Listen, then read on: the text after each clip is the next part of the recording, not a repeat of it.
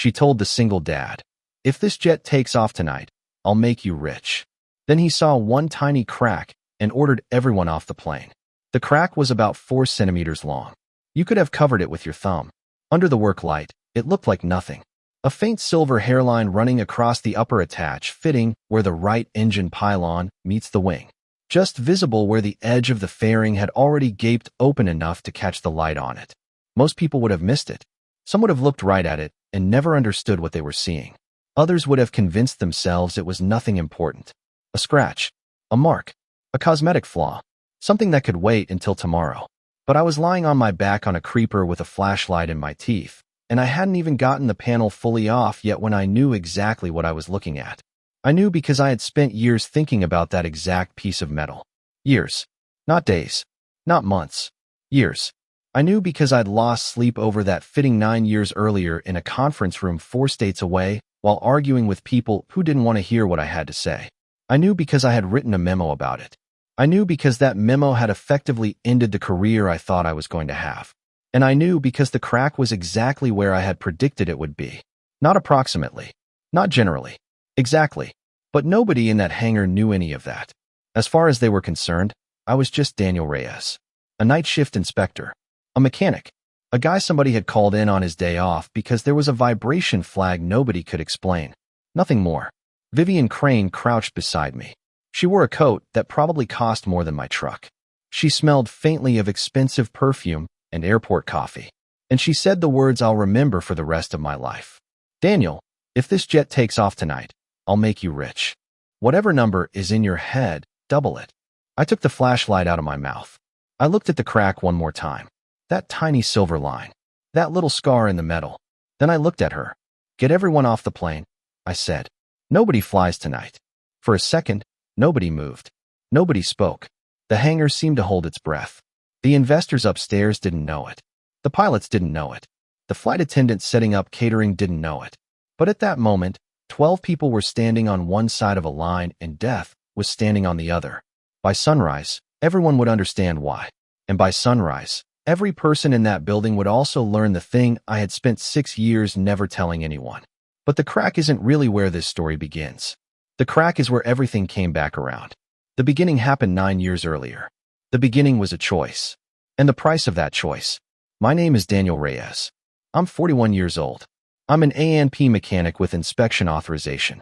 Most people outside aviation have no idea what that means. What it means is simple. When I sign a document saying an airplane is safe to fly, my name becomes attached to that aircraft. If everything goes fine, nobody thinks about me. If something goes wrong, everybody does. The investigators, the lawyers, the insurance companies, the regulators. They all come looking for the signature. Mine. That responsibility keeps a person honest. Or at least it should. Because gravity doesn't negotiate. Physics doesn't care about quarterly earnings. Metal doesn't care about schedules. Airplanes tell the truth. Always. The trick is learning how to listen. I learned that lesson early. Long before conference rooms. Long before engineering meetings. Long before executives. Back when I was just a kid who liked taking things apart. I grew up fascinated by machines. Not because they were perfect. Because they weren't. Machines wear out. They crack. They fail. But they fail honestly. A machine doesn't lie to protect its reputation. It doesn't hide information because it's inconvenient. It doesn't spin a story. When something is wrong, the clues are there. You just have to notice them. That mindset followed me my entire life. It followed me into aviation. It followed me into engineering. And eventually it followed me into the hangar where 12 lives depended on a crack nobody else wanted to see. But before I tell you about that night, I need to tell you about my son. Because he's the reason any of this matters. Mateo was 9 years old. Bright. Curious. The kind of kid who asks questions that force adults to think harder than they want to. He lived with me full time. His mother and I had separated years earlier. No dramatic betrayal. No screaming matches. Just two people who eventually realized they worked better apart than together. Life happens. She moved away. Mateo stayed with me. And our little house became the center of my world. Everything I did revolved around him. Every overtime shift. Every budget decision. Every sacrifice. Every goal. It all came back to that kid. The night everything happened started like any other. I picked him up after school. We drove home. He spent most of the drive complaining about his science fair project. The bridge keeps collapsing. Where? The middle. Then the middle isn't your problem. He frowned. What do you mean? The middle is where you can see it fail, I said. The problem is somewhere else. He looked confused. I smiled. The force goes through the joints. The joints are carrying the load. Fix the joints. He stared out the window, thinking. That's what Mateo always did. He thought before he spoke. Sometimes I wondered where he got that from. Definitely not me. We ate tacos. He worked on his bridge. I cleaned dishes. The evening felt completely ordinary. And maybe that's the strangest thing about life. The biggest moments almost never announce themselves. There's no soundtrack, no warning, no flashing sign. You're just washing dishes. Then the phone rings. And everything changes. Marcus called around 7. He sounded stressed. The kind of stress that leaks through a phone line. Danny, I need you. What happened? Meridian jet. That was enough for me to know it wasn't good. Meridian's flagship aircraft was supposed to fly investors that night. Everybody knew how important it was. What's the issue? Vibration flag. What airplane? Altair 700. And just like that, my stomach tightened. Because to Marcus, it was an aircraft model. To me, it was history. 9 years of history. 9 years of memories I preferred not to think about. 9 years of unfinished business. I'll be there. The drive to the airport took 40 minutes. 40 very long minutes. I spent most of them wondering if it could actually be related. Wondering if I was imagining things. Wondering if coincidence was playing tricks on me. By the time I arrived, I already knew something important. I wasn't nervous. I was angry. Not fresh anger. Old anger. The kind that settles deep inside you and goes quiet. The kind that waits. The Meridian hangar was buzzing when I arrived. People moved with the frantic energy that only exists when money is involved. Investors upstairs. Pilots downstairs. Managers checking watches. Phones ringing. Everyone focused on one thing. Getting the airplane into the air. Nobody focused on the question that actually mattered. Should it be? Grant Mercer met me at the door. The chief pilot. Professional. Confident. Impatient. The sort of man who always seemed to be in a hurry. He gave me the summary. Vibration flag. Within limits. Probably a sensor. Just a precaution. Then he said the thing that told me exactly where his mind was. We need to stay on schedule. Need. That word always makes me nervous around airplanes. Airplanes don't care what you need. They care what's true. The moment he mentioned lateral vibration on the right engine, a possibility formed in my head. A possibility I desperately hoped was wrong. But hope isn't an inspection method. So I grabbed a light, a creeper, and went underneath the wing. The spot I checked wasn't random. I went straight to it. Directly. No hesitation. No searching. No guessing. That alone should have told somebody something. But nobody noticed. Because everyone was busy looking somewhere else. That's usually how disasters happen. People look where they expect problems. Not where the problems actually are. I removed the first fastener. Then another. Then another. And before the panel even came off completely, I saw it. The crack. Small. Thin. Almost delicate. Like a strand of silver hair. And the second I saw it, I knew. Not suspected. Not wondered. Knew. The years disappeared. The conference room came back. The arguments came back. The reports came back. The memo came back. Everything. 9 years earlier, I had been an engineer at Altair Aerospace. I worked on structural systems. Specifically, the structures responsible for transferring engine loads into the wing. Not glamorous work. Not exciting work. But incredibly important work. Engines are heavy. The forces involved are enormous. The fittings carrying those loads matter. A lot. During certification, I ran fatigue analyses. Most looked fine. One didn't. At least not to me. The numbers technically passed. Technically. But the margins were thin. Too thin.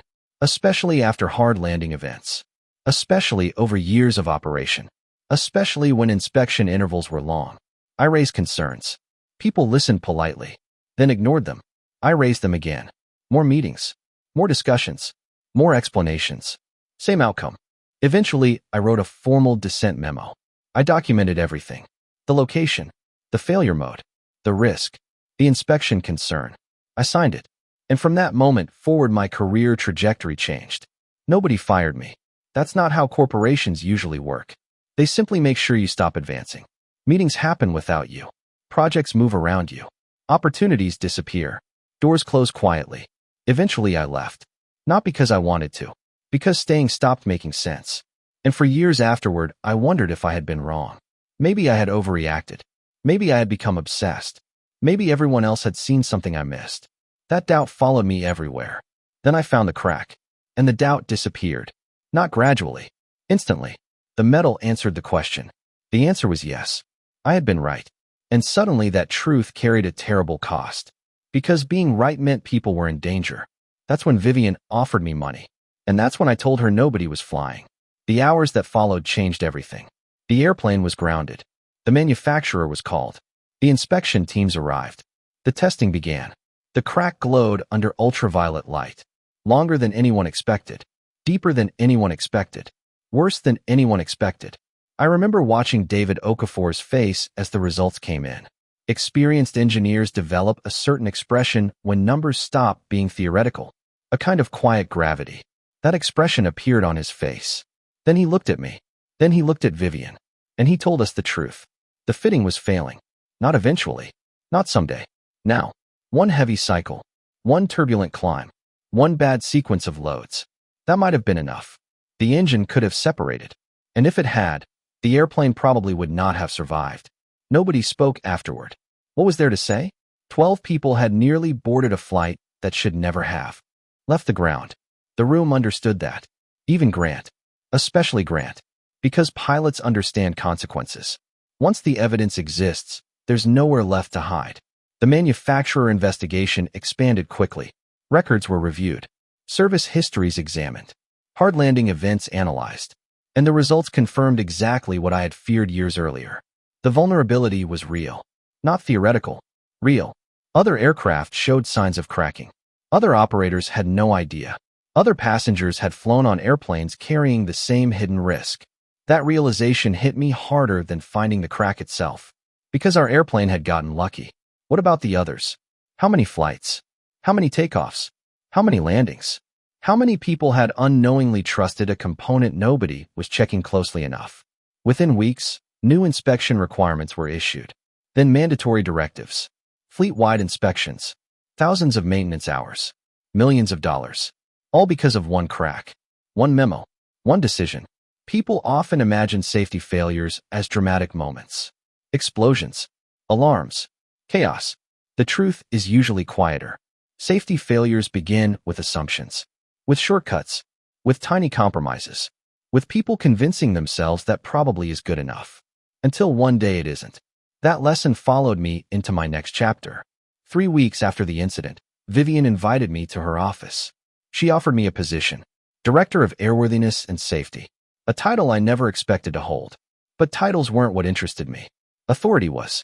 Not authority over people. Authority to protect them. There's a difference. I agreed under conditions. Independent reporting. Protected stop authority. No retaliation. No pressure. No exceptions. The board signed everything. Every line. Every clause. Every protection. Because they had just witnessed what happens when nobody wants to hear no. And they finally understood something important. A person willing to stop an airplane is not an obstacle. They're an asset. The value of an inspector isn't measured by how many flights depart. It's measured by the flights that don't. The accidents that never happen. The names that never appear in headlines. The families that never receive terrible phone calls. Success in aviation often looks like nothing happened. And that's exactly how it should look. When everything was finalized, I went home. Late. Exhausted. Emotionally drained. Mateo was still awake. Working on another project. Always building something. Always testing something. Always learning. How'd the bridge do? I asked. Second place. What beat it? A volcano. He rolled his eyes. I laughed. The judge said mine held the most weight. There was pride in his voice. The good kind. Earned pride. The kind that comes from solving a problem instead of decorating around it. I looked at him. Then I thought about the crack. The fitting. The memo. The conference room. The years. Everything. And suddenly the connection felt obvious. The bridge survived because he reinforced the joints. The aircraft nearly failed because people ignored them. Same lesson. Different scale. The places carrying the load are rarely the places attracting attention. That's true in engineering. It's true in business. It's true in families. It's true in life. People admire the visible parts. The shiny parts. The exciting parts. but strength usually lives somewhere quieter. In foundations, in structures, in principles, in decisions nobody sees. I make a decent living now. I'm grateful for that. I'm not rich. Probably never will be. And honestly, that's fine. Because wealth comes in different forms. There's money. And then there's being able to look your son in the eye and explain why integrity matters. One lasts longer. The night Vivian offered to make me rich, I could have taken the easy path. People always imagine corruption as something dramatic. Usually it isn't. Usually it's just a conversation, a justification, a compromise, a moment where somebody says, it'll probably be okay. Maybe it would have been. Maybe not. That's the thing about risk. You never get certainty beforehand. Only afterward. And afterward is too late. I chose the table. The kitchen table. The life waiting at home. The example my son would inherit. The version of myself I could still respect 10 years later. I'd choose it again. Every time. Because money solves many problems. But it doesn't solve the problem of having to live with yourself. The older I get, the more I think that's the real story. Not the crack. Not the airplane. Not even the lives saved. The real story is what happens when a person tells the truth and nobody listens. Most people assume justice arrives quickly. It doesn't. Sometimes you do the right thing and lose. Sometimes you pay a price. Sometimes years pass. Nothing changes. No reward appears. No apology arrives. No recognition comes. And you start wondering whether any of it mattered. I wondered. For 6 years I wondered. Then one night, lying under a wing with a flashlight in my mouth, I got my answer. Not from a manager. Not from a boardroom. Not from a company. From the metal itself. The evidence finally arrived. The truth finally surfaced. And the thing I had carried all those years finally mattered. That doesn't happen often in life. Most people never get that kind of confirmation. Most people never find out whether they were right. Whether the sacrifice mattered. Whether the hard choice changed anything. I was lucky. Painfully lucky. Because I got to know. I got to see the result. I got to watch a hidden danger become visible. I got to watch a fleet become safer. I got to watch a company change. And I got to go home afterward. That last part matters most. Because 12 other people got to go home too. 12 people who never knew how close they came. 12 people who boarded a different flight later. 12 people who kept living ordinary lives. And that's exactly how safety works. The people protected by it rarely know it exists. They just arrive. They hug their families. They eat dinner. They complain about traffic. They watch television. They help their kids with homework. They keep living. That's the reward. Not recognition. Not headlines. Not money. Life continuing. Quietly. Normally. Exactly as it should. Sometimes I still think about that crack. For centimeters. That was all. A flaw smaller than a finger. A mark most people would never notice. And yet it carried enough weight to change companies, regulations, careers, and lives. That's another lesson worth remembering. Big consequences often start with small details. A loose bolt. A missed inspection. A sentence in a report. A conversation. A decision. A choice to speak. Or stay silent. The world changes more often because of small things than large ones. That night proved it. And if there's one thing I learned from all of it, it's this. Never ignore the joint where the force goes. Not in an airplane. Not in a company. Not in a family. Not in yourself. Because the visible failure is rarely the real problem. The real problem is usually hiding somewhere deeper. Somewhere quieter. Somewhere inconvenient. Somewhere nobody wants to look. That's where the truth lives. And eventually, whether people want it to or not, the truth always finds a way to show itself. Sometimes it takes 9 years. Sometimes it takes longer. But it gets there. The crack did. And when it finally did, it changed everything.